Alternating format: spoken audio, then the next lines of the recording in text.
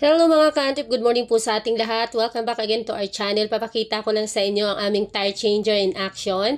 Sa nagtatanong po kung worth it ba dahil po ang presyo ng aming tire changer ay 81,000. So worth it ba ang pagkakaroon ng tire changer, ang presyo ng tire changer para sa isang shop? Para po sa akin, yes po. Ang tire changer po ay asset talaga para sa ating mga shop. Lalo na doon po sa mga marami ng mga naka-tubeless area na mga motor. So, may mga area naman or mga places na kumbaga hindi pa uso ang mga tubeless. So, at saka mga nagsisimula pa lang, considered as okay lang naman po yun. Lalo sa mga nagsisimula kasi hindi nga po talaga biro ang presyo ng tire changer, di ba? So, kung ikaw ay medyo nakapag-ipon-ipon na at medyo kaya na, lalo na kung marami ng mga customers na mga nagpapa-tubeless, ayan. So, na talaga, kumbaga asset talaga itong pagkakaroon ng tubeless sa ating mga shop. Alam niyo po, nung parang nag-uso-uso na yung tubeless, hindi na mabenta dito sa amin yung mga tube type. Mga naka-tubeless na talaga yung mga scooter. Kasi konti lang naman ang diferensya ng ng hindi tubeless at saka ng tubeless. So, they go for tubeless na talaga. So, ayan. Top line yung aming tubeless tire changer. Worth it talaga siya.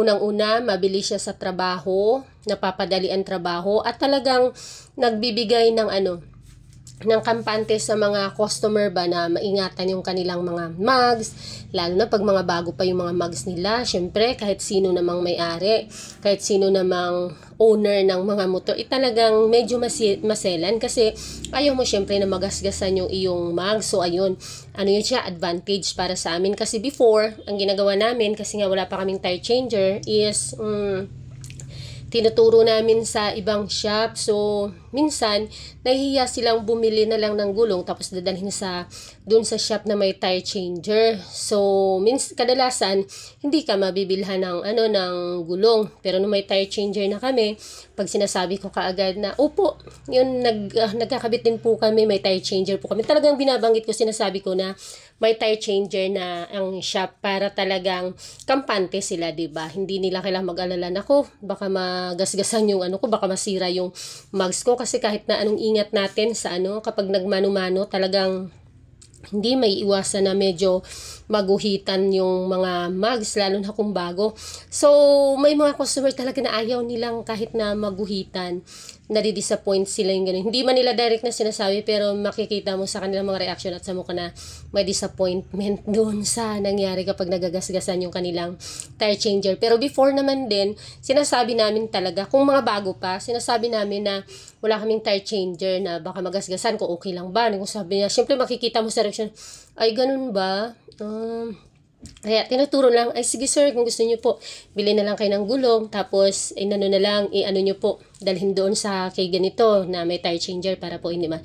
Yung iba, bumibili, yung iba, syempre nahihiya na dalhin doon sa ibang shop kasi syempre may additional charge din naman yun. So baka ganun din ang kinalabasan pag hindi galing sa kanila ang tire, tapos ipapa-tire changer mo. So, para sa mga nakapag-ipon-ipon na or kaya naman na, tapos marami na sa area ninyo ang mga naka-tubeless, so asset talaga ito sa sa ating shop.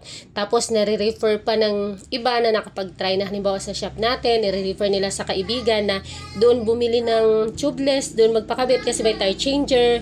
Ayan, kaya ngayon talaga is medyo naging proud din talaga ako dito sa shop na nagkaroon kami ng tire changer. Kasi may pagmamalaki mo siya sa sa customer na kampante ka as owner na okay yung trabaho kasi naka tire changer naman. Tapos napakarami na ngayong mga naka-tubeless, mga scooters, kahit na yung mga ibang mga motor na mga 17, ayan, mga naka-tubeless din. Kaya worth it siya. Medyo lang talaga, medyo mahirap lang siyang, kumbaga hindi ganun kabilis mabawi kasi nga medyo malaki ang capital nito. Pero in the long run, doon tayo sa long term, talagang asset siya, mababawi din siya. At talagang pag nabawi mo na yung capital, tuloy-tuloy na siya maging income mo. At dadami kasi ang income mo dahil sa iyong tire changer.